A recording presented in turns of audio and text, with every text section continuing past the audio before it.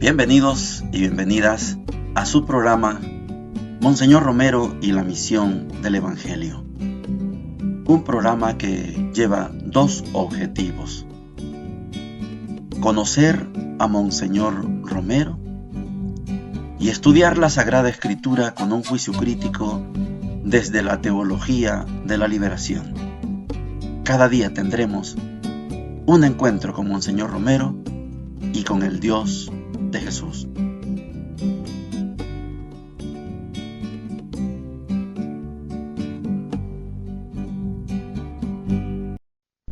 Hola, ¿qué tal? Este es su programa Monseñor Romero y la misión del Evangelio. Estamos en el sábado de la semana número 19 del tiempo ordinario. Fíjese que ahora vamos a continuar en la segunda parte con el profeta Ezequiel. Ya estamos inclinados en la segunda de las finalidades del profeta Ezequiel, lo vamos a explicar. Y en la primera parte, a un monseñor que yo sé que puedo interpretar las palabras, es un monseñor que lamenta la represión. Mire que vamos a comenzar con una reunión ordinaria de trabajo, buscando que la radio sea más propia del arzobispado, que haya una secretaría, una verdadera secretaría de comunicación, pero en medio de eso tiene que celebrar la misa por los 4 campesinos masacrados por el ejército, acusándolos de subversivos, y entre ellos cayó Polín, un campesino del que Monseñor Romero aprendió muchas cosas. El campesino podrá haber sido analfabeta, pero no llegaba a los niveles de la rebeldía armada. Fue masacrado junto con otros 3 compañeros. Como siempre, la noticia falsa fue un enfrentamiento. Esos 4 se enfrentaron contra un ejército y sus tanquetas, y los 4 murieron masacrados. Noticias falsas, fake news decimos ahora. Pero Monseñor sabe que esa represión, a los niveles que la llevan, no va a parar nunca. Otro aspecto que quiero que tomemos en cuenta es que Monseñor fue invitado para ir a Nueva York al consejo, una reunión del Consejo de Iglesias de Nueva York, y él tiene que preparar un documento, un discurso, y eso a Monseñor le quita el sueño. No puede ir a decir cualquier cosa.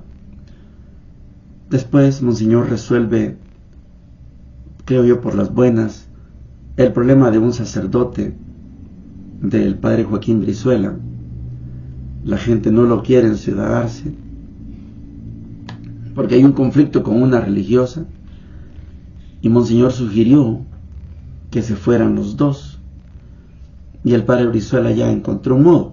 Va a cambiar, va a hacer una permuta de parroquia con el párroco de San Rafael Cedros. Qué bonito cuando hay voluntad y hay opciones. Monseñor sigue lleno de entrevistas. Llegan la televisión inglesa, de Guatemala y otros periodistas, y todos con la misma finalidad. Quieren saber qué piensa Monseñor de la situación, cómo está el papel de la Iglesia en esto del golpe de Estado y lo que está sucediendo. Sucedió el golpe de Estado, pero las masacres no paran, los secuestros no paran, la difamación, el prepotente, todos los males que venían desde antes, no se ha logrado cambiar y no se logrará cambiar. Oigamos a Monseñor. Martes 30 de octubre. Celebramos Consejo Ejecutivo para tratar principalmente de la Secretaría de Comunicación Social, que Fernando Valero Iglesias, proyecta para pedir un subsidio a Holanda y montar una buena Secretaría de Información. También tratamos de coordinar la ayuda para la radio YSAX, ya que se han retirado todos los anunciantes y es una buena oportunidad para sostener una radio independiente, meramente cultural.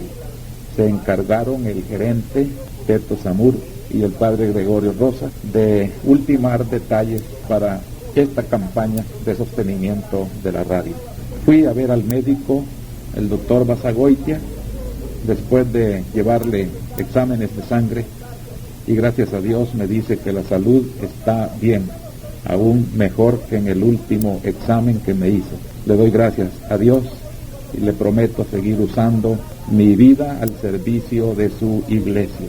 Por la tarde celebré la misa en el Hospital de la Divina Providencia por eterno descanso de los 4 muertos campesinos, entre ellos el recordado Polín. Son 4 campesinos que murieron acribillados por las balas de militares allá en camino de Santa Ana. Por la noche, una reunión con los alumnos del Seminario Menor de tercer año de bachillerato. Son 14 jóvenes, todos ellos dispuestos a continuar sus estudios para el sacerdocio. Unos en la vida del sacerdocio diocesano y otros en el religioso. Conversamos mucho sobre la vocación, sobre los problemas actuales del país, sobre la esperanza que en ellos tengo. Las hermanas del hospital nos sirvieron pupusas y chocolate y fue una convivencia muy amena. Por la noche preparé el discurso que, si Dios quiere, pronunciaré en el Consejo de Iglesias de Nueva York. Todavía no he podido terminarlo. Miércoles 31 de octubre. Hoy me levanté muy temprano para continuar mi trabajo del mensaje pastoral que me han pedido los miembros del Consejo Nacional de Iglesias Cristianas en Nueva York. He continuado trabajando los ratos que puedo, pero ha sido muy intensa la mañana de visitas, porque desde las 7:30 fui a hacer mi grabación para el programa del mediodía sobre la situación del país y sobre otros puntos que consulta el pueblo. Tuve también reunión con la Vicaría de Aguilares para tratar el asunto del padre Joaquín Brizuela y la pastoral de Ciudad Arce. Parece que el padre Brizuela prefiere irse a otra vicaría, posiblemente a la de Cuscatlán, en la parroquia de San Rafael Cedro, cuyo párroco, el padre Leopoldo Veras, le propuso un cambio para pasar a la Ciudad Arce. Tuve entrevistas con televisión inglesa y televisión de Guatemala y otros periodistas, siempre interesados en conocer el pensamiento del arzobispo en la situación actual del país. Por la tarde no pude asistir a la misa del paraíso que había prometido a los niños que se iban a consagrar hoy como montañeros, pero le supliqué al padre Cifredo que llevara mi representación. Yo me he dedicado este día a concluir el trabajo ya mencionado para mi viaje a Estados Unidos. Llegamos a la sección de la palabra de Dios. Les decía que seguimos con el profeta Ezequiel. Nos falta la otra semana todavía para seguir estudiando a este gran profeta. Ezequiel, les decía que tiene 2 aristas en su mensaje. En la primera, anuncia el exilio, la catástrofe, la destrucción, por culpa del pueblo de Israel, por culpa del pueblo de Judá, el reino del sur. Pero por otra parte, Ezequiel es un profeta que anuncia con esperanza la restauración. Entre estas dos aguas se está moviendo el profeta Ezequiel. Ya sucedió la primera, la catástrofe, la destrucción, el exilio. Ahora las palabras vienen para dar esperanza al pueblo que no todo está perdido. Hoy estamos en el capítulo 18 versículos del 1 al 10, el versículo 13 y del 30 al 32, y dice lo siguiente: la palabra del Señor me llegó en estos términos. ¿Por qué andan repitiendo este refrán en la tierra de Israel? Los padres comieron uva verde y los hijos sufren la dentera. Juro por mi vida, oráculo del Señor, que ustedes nunca más dirán este refrán en Israel, porque todas las vidas me pertenecen, tanto la del padre como la del hijo. La persona que peca, esa morirá. Si un hombre es justo y practica el derecho y la justicia, si no participa de las comidas sagradas en las montañas y no levanta sus ojos hacia los ídolos de la casa de Israel, si no deshonra a la mujer de su prójimo y no se acerca a una mujer en los días de su menstruación, si no oprime a nadie, si devuelve la prenda al deudor y no quita nada por la fuerza, si da su pan al hambriento y viste al desnudo, si no presta con usura ni cobra intereses, si aparta su mano de la injusticia y juzga imparcialmente en los litigios, si camina según mis preceptos y observa mis leyes, obrando con fidelidad, ese hombre es justo y seguramente vivirá, oráculo del Señor. Pero si engendra un hijo ladrón y sanguinario, que hace alguna de esas cosas, este hijo no vivirá. A causa de todas las abominaciones que cometió, morirá inmediatamente y su sangre recaerá sobre él. Por eso, casa de Israel, yo lo juzgaré a cada uno de ustedes según su conducta, oráculo del Señor. Conviértanse y apártense de todas sus rebeldías, de manera que nada los haga caer en el pecado. Arrojen lejos de ustedes todas las rebeldías que han cometido contra mí y háganse un corazón nuevo y un espíritu nuevo. ¿Por qué quieres morir, casa de Israel? Yo no deseo la muerte de nadie, oráculo del Señor. Conviértanse entonces y vivirán. Palabra de Dios. Te alabamos, Señor. Vamos a tratar de, creo yo, extraer unas tres condiciones, tres reflexiones de este texto que es bastante largo. Y el profeta Ezequiel les decía por esas dos aristas: anuncio de la catástrofe, anuncio de la destrucción, anuncio del exilio, y por eso de dar palabras de esperanza al pueblo, las dos aristas de su libro. Aquí estamos en el primer momento, en el primer punto de reflexión, estamos en una ruptura. Esto que voy a decir, no crean que se aplica solamente a ese pueblo que estaba en el exilio. Aquí hay una ruptura, le podemos llamar así, ruptura de la maldición. A ver, yo soy un hombre, me acabo de casar y tengo un hijo, pero yo soy un mal hombre. Entonces, mi hijo paga las consecuencias de mi conducta de papá. El papá es malo, el hijo paga las maldades del papá. Ezequiel rompe esta corresponsabilidad en el pecado. El hijo pagaba las consecuencias del pecado del papá.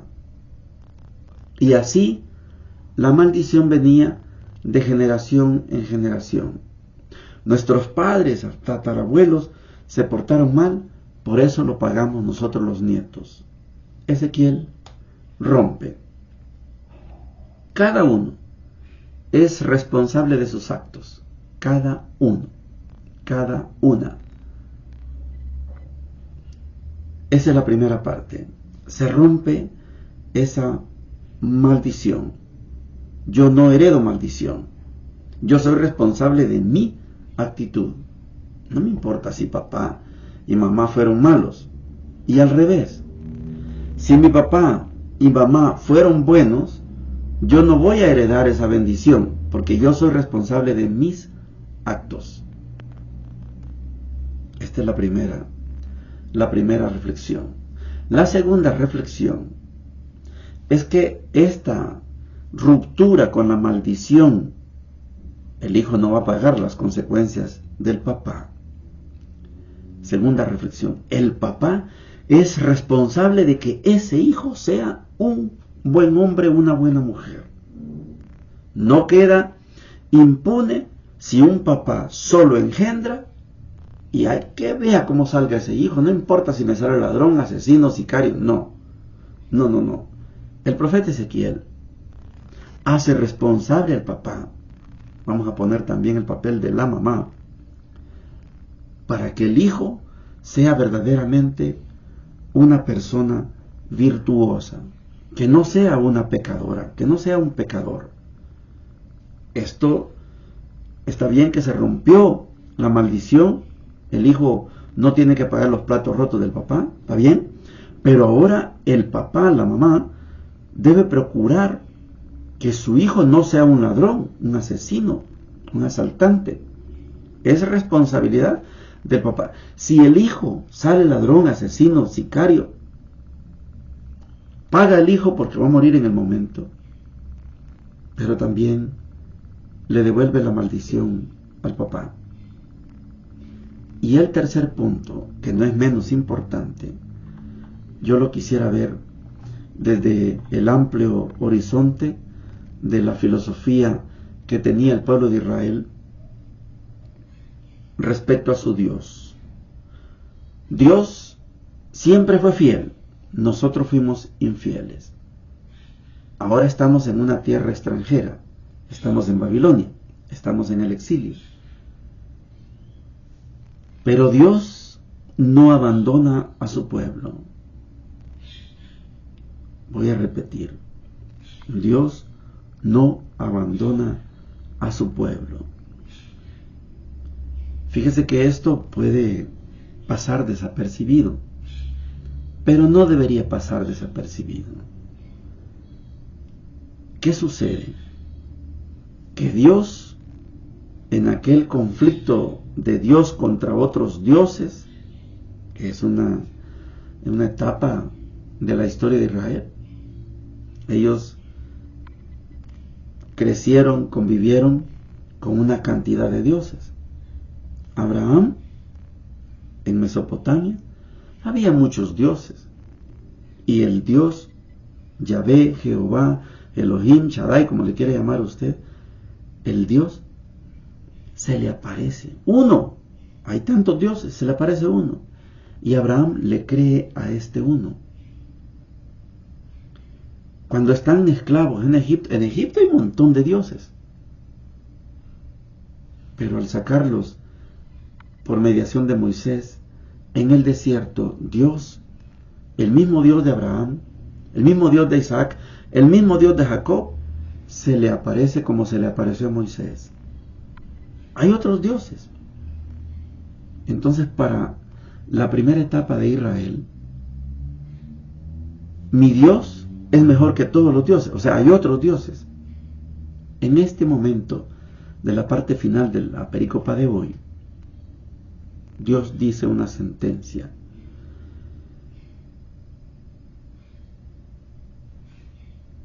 Dice: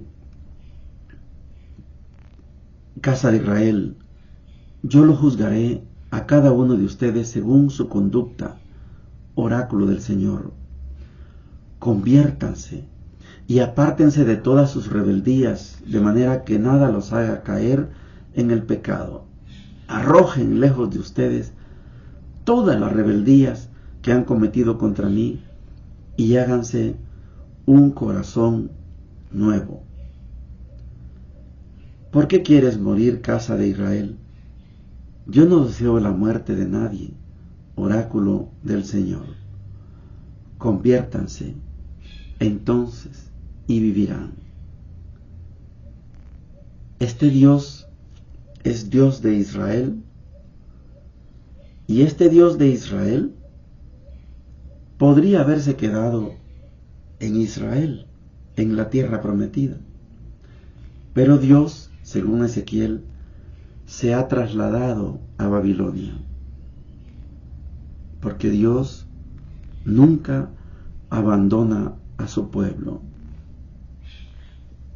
Y si ahora están esclavos, Dios está con los esclavos. Y los va a preparar por medio de los profetas para que pronto vuelvan a la tierra prometida. ¿Por qué les decía que no es menos importante esta última parte de la reflexión? Porque aquí ya se va configurando no solo la identidad del Dios de Israel con el pueblo de Israel, a tal grado de llegar a decir, nuestro Dios es mejor que todos los dioses. Ya se va configurando la concepción de que solo hay un Dios. Esto llevó un proceso. Calculemos 1000 años desde la aparición de Abraham, desde la aparición de Moisés. Hay aproximadamente 1000 años para que puedan haber llegado a la conciencia de que existe un solo Dios. No es cierto que haya otros dioses, es que no existen otros dioses, solo existe uno. El profeta Ezequiel lo deja anunciado. Ese Dios no se quedó allá en Israel, si no sería solo el Dios de Israel. Se fue a Babilonia. Y en Babilonia van a saber quién es el único Dios. El Evangelio de hoy está tomado en Mateo capítulo 19, versículos del 13 al 15. Dice lo siguiente: Trajeron entonces a unos niños para que les impusiera las manos y orara sobre ellos.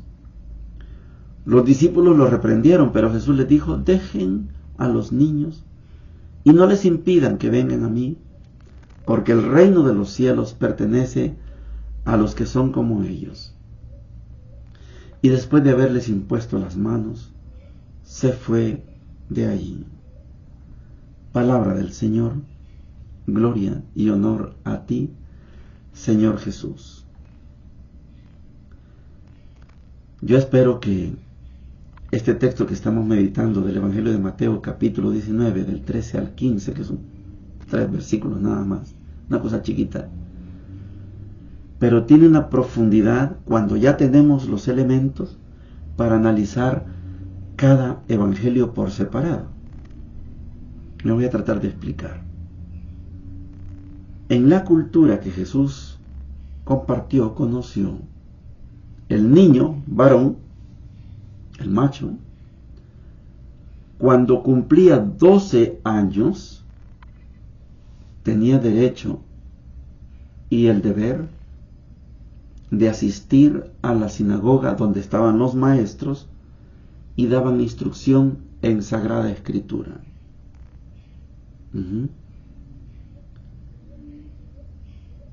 Esto que está pasando aquí en este capítulo 19, vamos a llamarlo así, es una batalla de la tradición con sinagoga y de la novedad de Jesús sin sinagoga. En la tradición con sinagoga, el niño debe cumplir 12 años para tener el derecho y el deber de ir a la sinagoga. En la novedad, en el nuevo Moisés, no hace falta que tengan 12 años. Vengan a mí. Pero los discípulos se oponen. Es que los discípulos están todavía en la tradición antigua. Ustedes están muy chiquitos. Espérense, cuando tengan 12 años van a la sinagoga y van a aprender de Sagrada Escritura. Los discípulos se los impiden porque están todavía contaminados con la tradición antigua, con la tradición con sinagoga. Dar el salto a la novedad es lo que está diciendo Jesús. No se los impidan, dejen que vengan a mí. Se los trajeron para que orara por ellos, porque según Mateo, la gente está entendiendo que este es el nuevo Moisés. Y por eso se los traen. Allá hay que cumplir 12 años para ir a la sinagoga y saber algo de Dios. Aquí, en la novedad, en el nuevo Moisés, los papás y mamás quieren que sus niños sean tocados por el nuevo Moisés. No se los impidan. Y Jesús les impuso las manos, pero les dijo: dejen a los niños y no les impidan que vengan a mí, porque el reino de los cielos pertenece a los que son como ellos. La tradición pondera al maestro, al doctor de la ley, al escriba, al fariseo, al jefe, digámoslo hoy en clave católica, al papa, a los obispos, a los sacerdotes. No, la novedad que trae Jesús nos presenta una estructura diferente. Primero, sin sinagoga. Segundo, sin edad. Y tercero, en libertad. Que vengan los que quieran venir. No se los impidan. Dar el salto de la vieja tradición a lo nuevo no es fácil. Los discípulos no lo tienen claro todavía. Ya fueron instruidos en capítulo 10. Ya oyeron las parábolas del reino. Ya oyeron la instrucción a la comunidad. Pero no están preparados, no entienden. No entienden la novedad que presenta Jesús. Todavía no lo han entendido. Pedro no lo entendió. Eso no te puede pasar, Jesús. Apártate de mí, Satanás, le dijo en el capítulo 16. No está preparada la comunidad de discípulos para acoger la novedad que trae Jesús. Esa novedad sin sinagoga, esa novedad sin edad, esa novedad en libertad. No hace falta tener 12 años. No hace falta ir a una sinagoga, digámoslo hoy. No hace falta ir a un templo. No. La novedad de Jesús marca un tiempo nuevo, porque Él es el nuevo Moisés. Y por eso a los niños les impuso las manos, los puso de ejemplo y los despidió. Y al terminar esto, Jesús se fue de allí. Los discípulos deben haberla pasado muy mal, porque en su cabeza no les cabe el dejar atrás la sinagoga, el dejar atrás la edad y el dejar atrás la cultura y la disciplina, los mandamientos, la ley. Cuesta dejar eso tradicional para acoger la novedad. Pero para eso es este programa. Para eso estamos hablando en este programa, para que aprendamos cada vez más de cómo se deben entender los textos. No está escrito solo por ser escrito, no. Tiene una finalidad. Y qué bueno que usted y yo se lo estamos extrayendo, como le sacamos la miel al panal. Qué bueno que estamos aprendiendo. Bendiciones para todos y para todas. Hemos presentado Monseñor Romero y la misión del Evangelio. Hasta la próxima.